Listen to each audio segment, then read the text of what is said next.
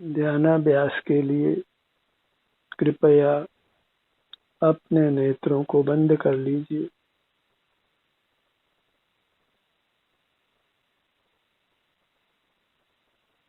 आराम की मुद्रा में आइए।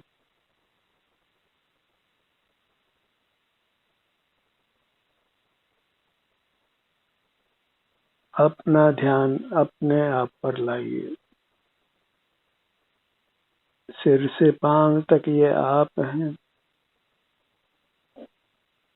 ये आपका आकार है। अपने आकार के ही सन्मुख रहिए।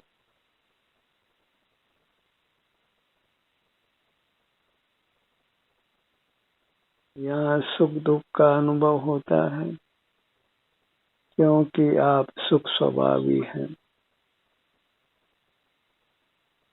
कर्म के संबंध से शरीर में वेदना भी अनुभव में आती है। उस कर्म के संबंध को मिटाने के लिए ही हमें अंतर्मुख रहना है, बहिर्मुखता को छोड़ना है।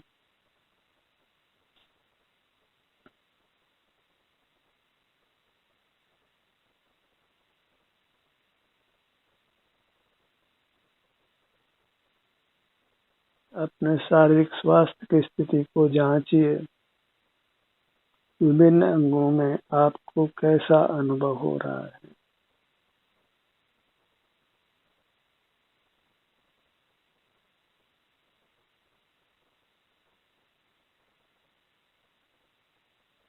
अनुभव मोक्ष का मार्ग है और हमें केवल अपनी वर्तमान दशा का ही अनुभव होता है। इसलिए भूतकाल और भविष्य के बारे में कुछ भी विकल्प मत करिए।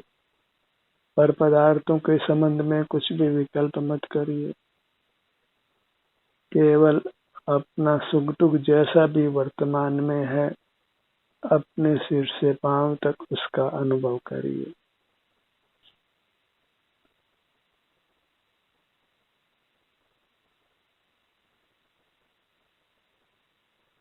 अनादि से बहिर्मुख रहे हैं और बहिर्मुख रहने के कारण हम मूर्त शरीर के संबंध से अपने को मुक्त नहीं कर पाए हैं, जन्म मरण से मुक्त नहीं कर पाए हैं।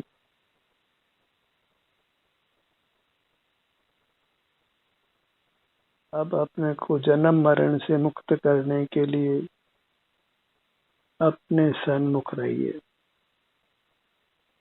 अपने आलम्बन से अपने ही सुख दुख का अनुभव करते हुए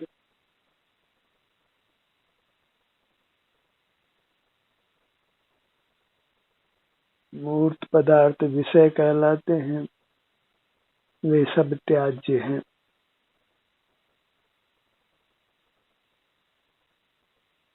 आप ही आनंद स्वरूप हैं। अपने सिर से पांव तक एक आनंद का बना हुआ है।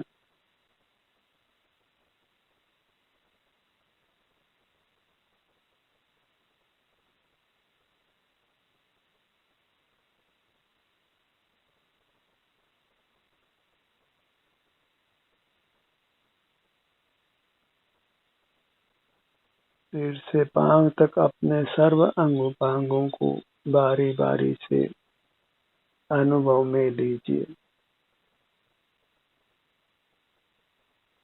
जगत में जितने प्राणी हैं वे सब स्वस्थ रहना चाहते हैं।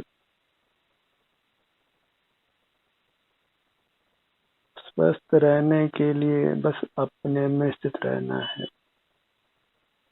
जैसा शब्द स्वयं कहता है, स्वयं में स्थित रहना वही स्वस्थ रहना है। और अपने में स्थित रहने के लिए नेत्रों को बंद कर अपना ध्यान अपने आप पर लाइए, अतः सिर से पांव तक लाइए।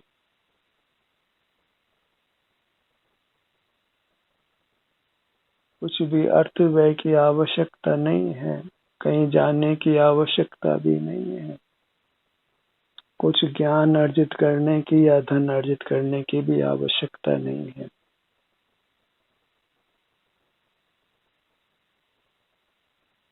केवल अपने शरीर का एहसास करना है और उसके लिए नेत्रों को बंद रखना है, क्योंकि बाह्य मूर्त शरीर वह हमारे ध्यान का ध्येय नहीं है। इसी में मिला हुआ अपना मूर्त शरीर वही हमारे ध्यान का ध्येय है और इसके लिए हमें अपने नेत्रों को बंद रखना है। और चूंकि हमको अपना एहसास होता है, इसलिए अंतर्दृष्टि करके अपना एहसास करते हुए रहिए।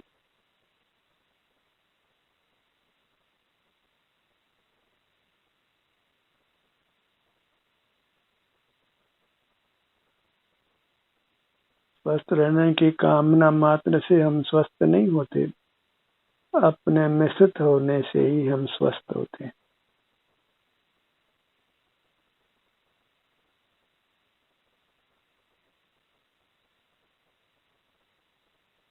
हमारी काया महान है, बड़ी है, इसके विभाग कल्पना कर सकते हैं अंग उपांग रूप से। इसलिए इसके विभिन्न अंग उपांगों पर अपनी दृष्टि को बारी बारी से ले जाइए। हर भाग में जो भी संवेदना मिल रही है उसको स्वीकार कर लेना है। उस स्वीकृति में ही हमारे दुखों की निवृत्ति है। बाह्य पदार्थों से सुख की आशा छोड़िए। मूर्त पदार्थ सुख स्वभावी नहीं है और उनको ग्रहण करते हुए हम अपने से च्युत हो जाते हैं, अपने से विमुख हो जाते हैं, अपने सुख से दूर हो जाते हैं।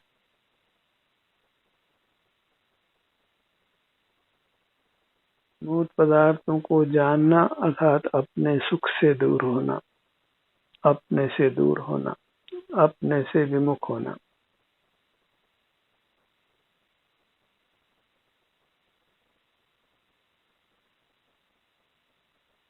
अपने ध्यान को अपने मुखमंडल पर लाइए।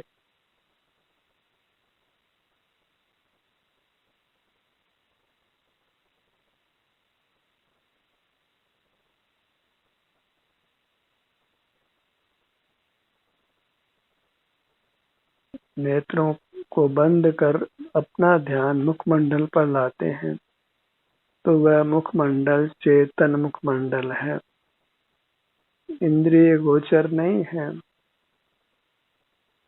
यहाँ पर हमें अपने सुख गुण का परिणाम शारीरिक सुख दुख रूप से अनुभव में आता है।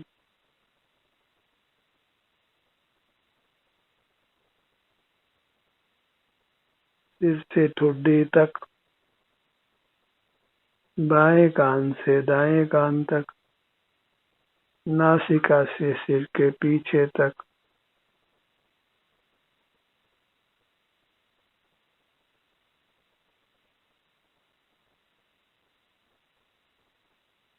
मुखमंडल तक ही अपने उपयोग को फैलाइए।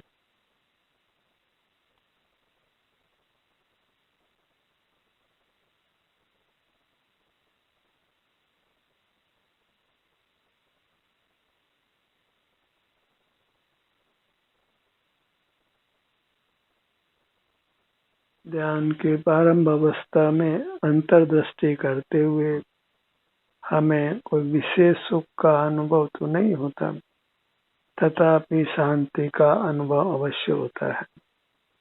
रागादिक दोषों से मुक्ति होती है। पर जो जो ये अभ्यास हम बढ़ाते हैं, त्यों त्यों उत्तरोत्तर सुख बढ़ता जाता है।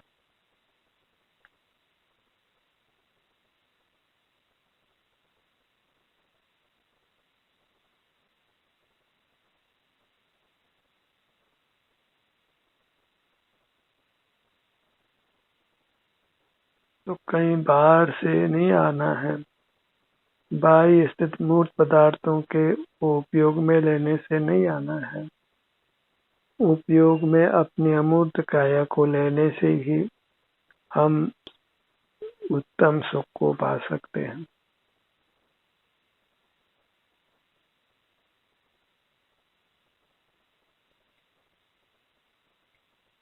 पूरा मुखमंडल,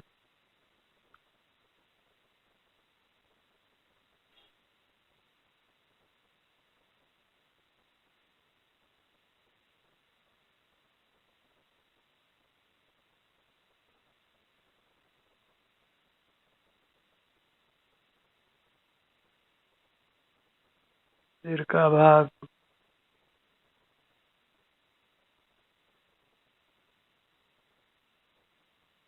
पूरा सिर का भाग, आगे पीछे बीच में, बाएं दाएं, अपने बालों के मूल में जाइए।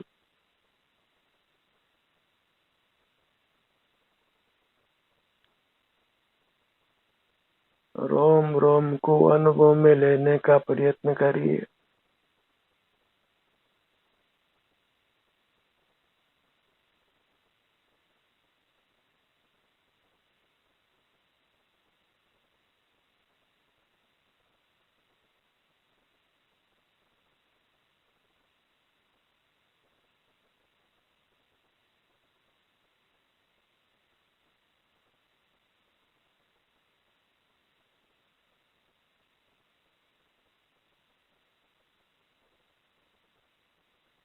ललाट का भाग,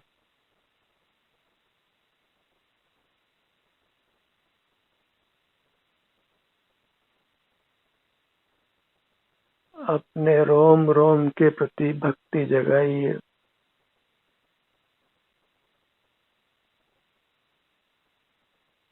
क्योंकि अपना रोम रोम ही हमको सुख देने वाला है।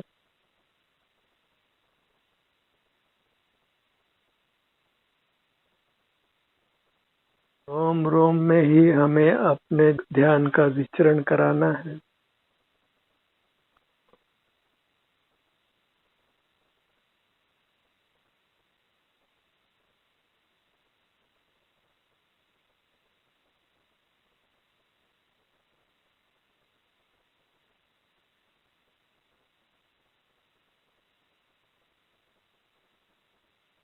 अपने ध्यान को अपने भ्रूमध्य पर लाइए।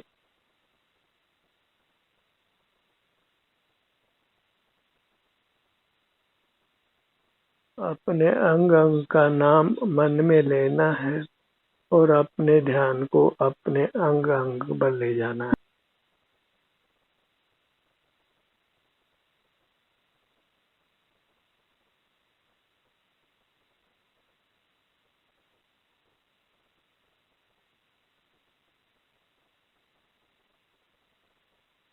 मूर्त कर्म के संबंध से नाना अंग उपांग रूप हमारी रचना हुई है।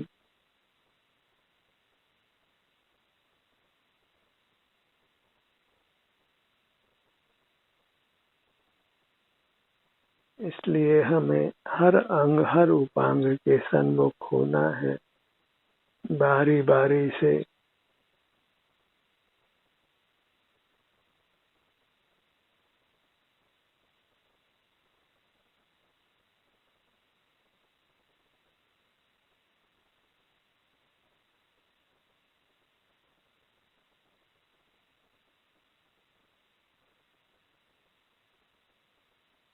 दोनों नेत्र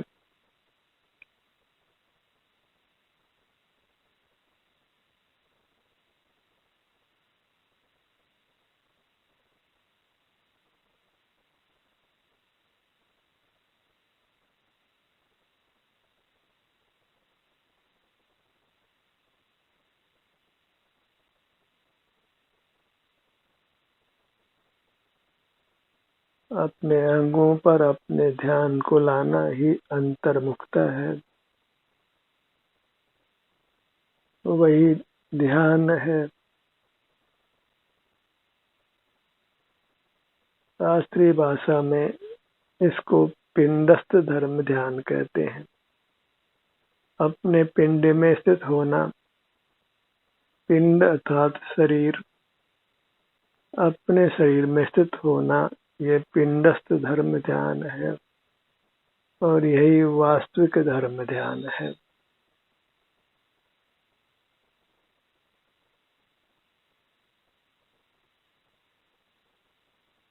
जब भी कोई व्यक्ति आचार्य से दीक्षा लेने जाता है साधु पद की, तो आचार्य उसको एक ही प्रतिज्ञा दिलाते हैं कि मैं अपने में उपस्थित रहूंगा।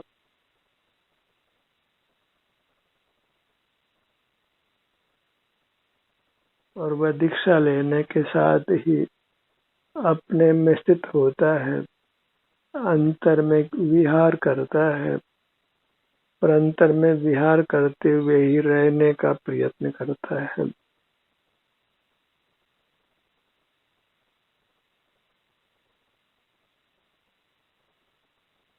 और विशेष पुरुषार्थी जीव सतत अंतर्मुख रहकर मोक्ष को पा लेते हैं, परमात्म पद को पा लेते हैं।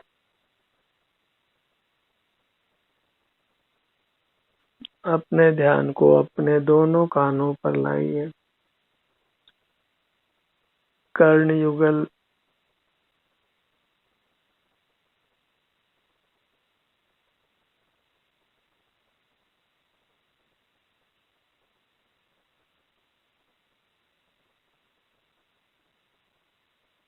अच्छा यही है कि हम अपने से युक्त रहकर न आंखों से देखें, न कानों से सुने, न नासिका से सूंघे, न जीभ से कुछ चखें, और न बाहर शीतल उष्ण पदार्थों को, उनके स्पर्श को जाने।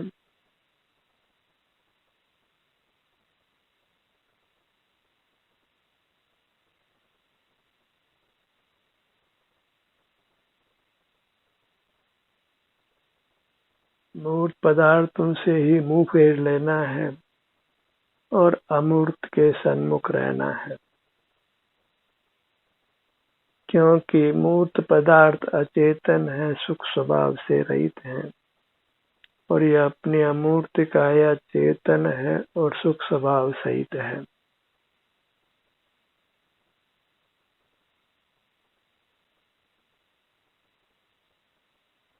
अपने नासिका पर आइए, दोनों नथनों का भाग,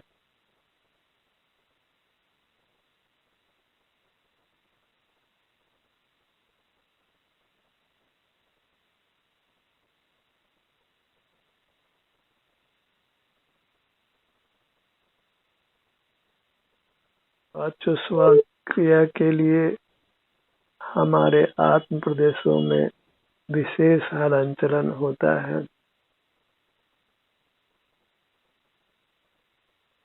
नासिका से पेट के भाग तक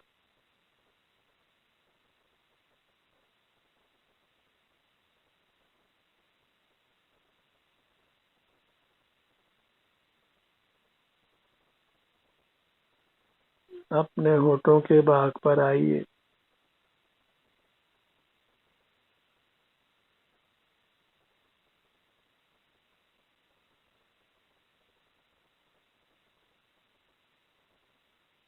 आप अपने इच्छा अनुसार भी अपने स्थानों का चयन कर सकते हैं, अपने इच्छित अंगों पांगों के सन्मुख हो सकते हैं।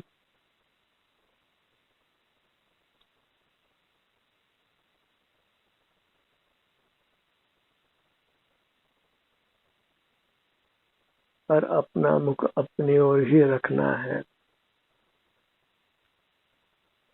बाहर के कार्यों से अपने को निवृत्त रखना है, नेत्रों को बंद रखना है, मौन रहना है।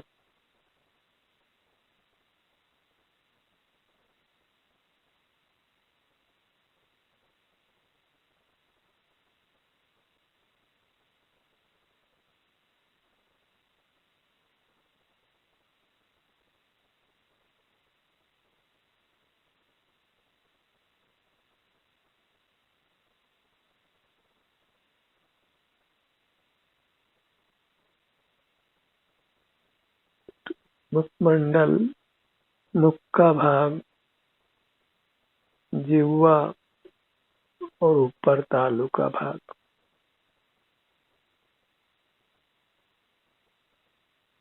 कंठ, ठुड्डी, दोनों गाल, पूरा मुखमंडल। फिर हमें अपने अंगों पर ही आना है, क्योंकि अपने अंगों के अलावा कहीं बाहर शरण नहीं है, दुखों से मुक्ति नहीं है।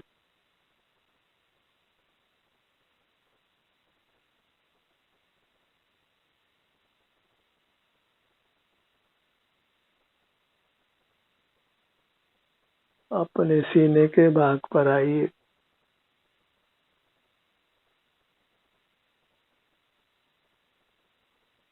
प्रधानता से सीने के मध्य में हृदय स्थान पर आइए।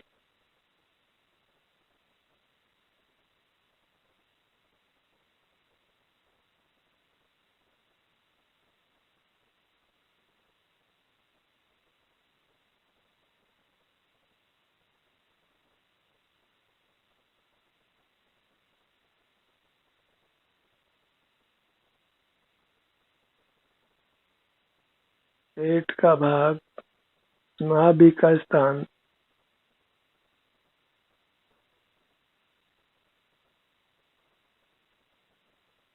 अधिक से अधिक समय तक हमको ध्यान करते हुए ही रहना है, क्योंकि ध्यान के अलावा कोई शरण नहीं है।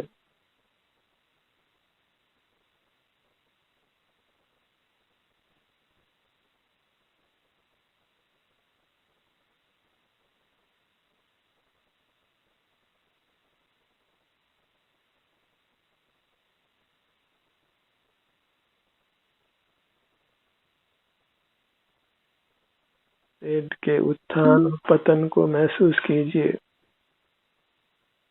पेट का बाहर आना और भीतर आना।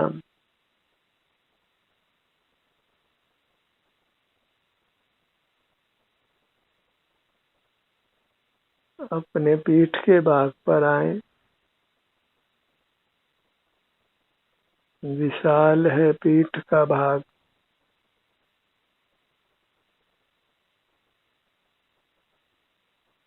इसी पर अपनी दृष्टि को फिराइए,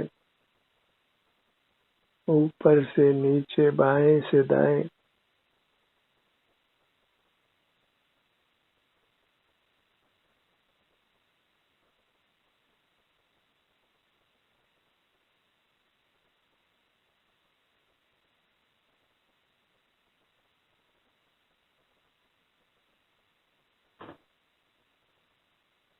अपने दोनों भुजाओं को लक्ष्य में लीजिए।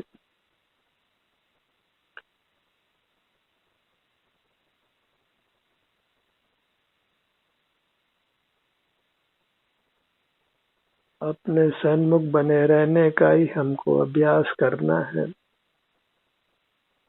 और उसी में हमको सफलता पानी है, क्योंकि जो सतत अंतर्मुख हो गए वे परमात्मा हो गए, जन्म मरण से मुक्त हो गए, सकल दुखों से मुक्त हो गए। इसलिए प्रसन्न चित्त से, प्रमोद के भाव से अपने ही सन्मुख रहिए। अपने सिर से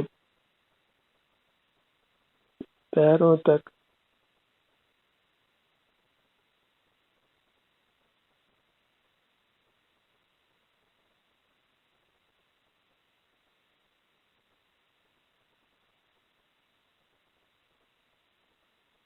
दाहिना पैर,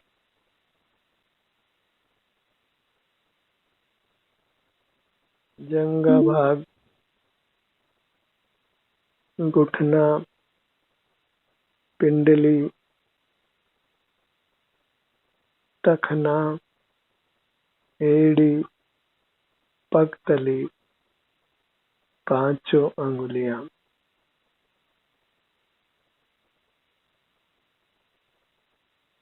बाएं पैर पर आइए। जंघा भाग, घुटना, पिंडली, टखना, एड़ी, पगतली, पांचों उंगलियां, दोनों पैरों को एक साथ अनुभव में लीजिए।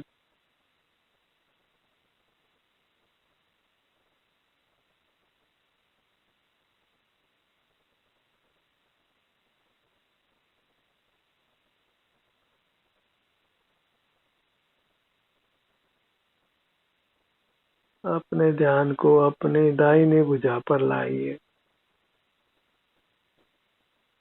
छोटी अंगुली, अनामिका, मध्यमा, तर्जनी, अंगूठा, हथेली, हथेली का पिछला भाग, कलाई, कोहनी, कलाई से कोहनी तक की निचली भुजा,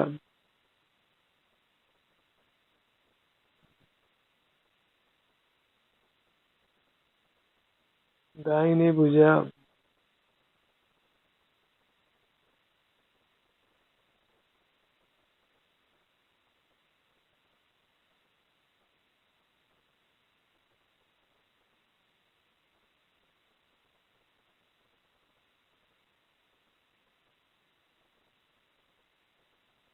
बाईं भुजा को लक्ष्य में लीजिए। छोटी अंगुली, अनामिका, मध्यमा, तर्जनी, अंगूठा, हथेली, करपृष्ठ, कलाई, कोहनी, कलाई से कोहनी तक की आगे की भुजा, कोहनी से कंधे तक की ऊपर की भुजा,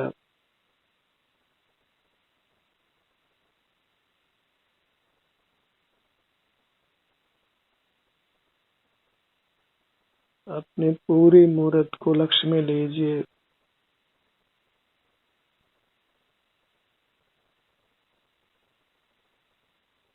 एकाग्रचित्त होकर इसके सन्मुख रहिए।